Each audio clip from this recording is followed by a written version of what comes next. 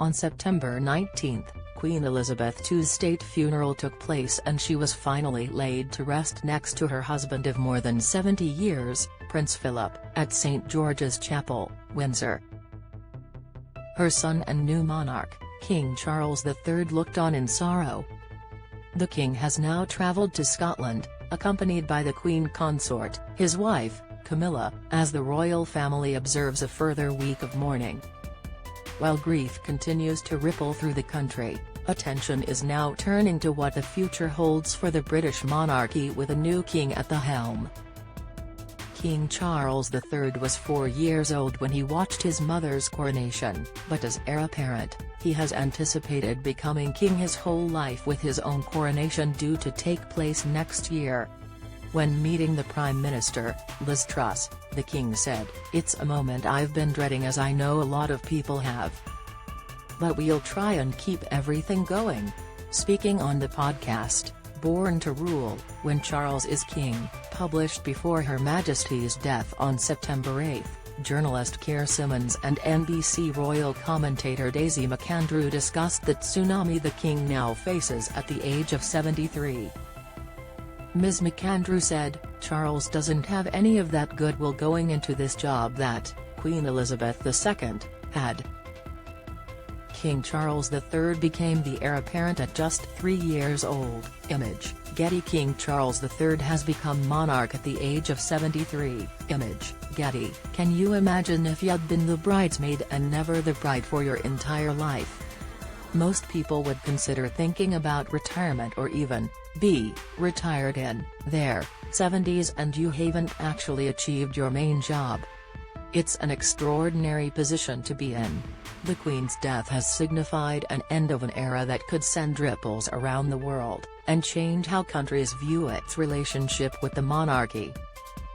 ITV News reported just moments after Charles III was pronounced King of Antigua and Barbuda, the Caribbean Prime Minister, Gaston Browne, announced that a referendum on becoming a republic would be held within the next 3 years. Earlier this year, Kenya petitioned for reparations from the British royal family, and towards the end of last year, the Barbadian monarchy was abolished after 55 years.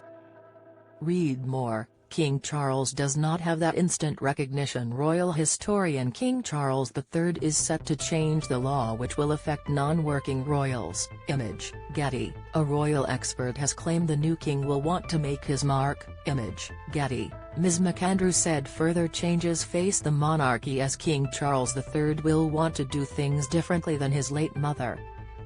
She continued, although has sat at his mother's knee for the last 70 years, watching how she's done it, we know he's not going to just want to do it like she's done it, because he's going to want to put his own mark on things.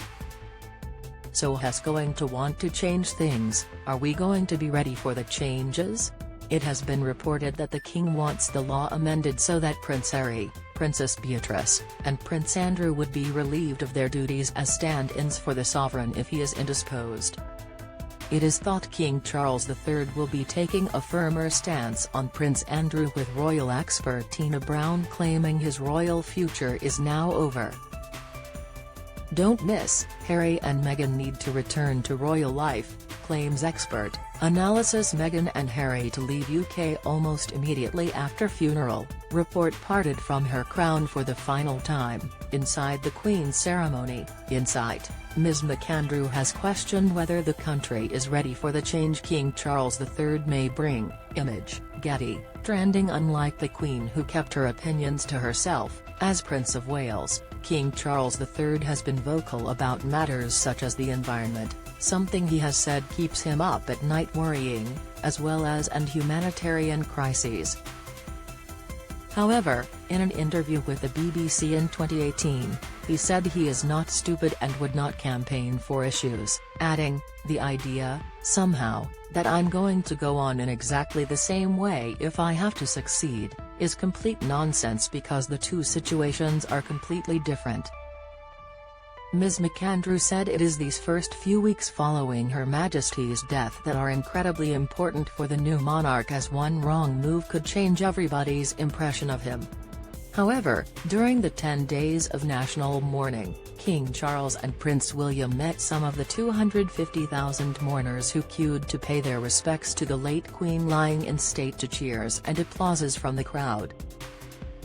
"The Queen's death will make the nation reflect and open to conversations we didn't think we were ready to have," prophesied Ms. McAndrew, speaking in May this year. She added, "I'm not saying we're going to turn into a republic, I'm not saying that at all, but I think the shock is going to be much deeper and much more widely felt than is realized."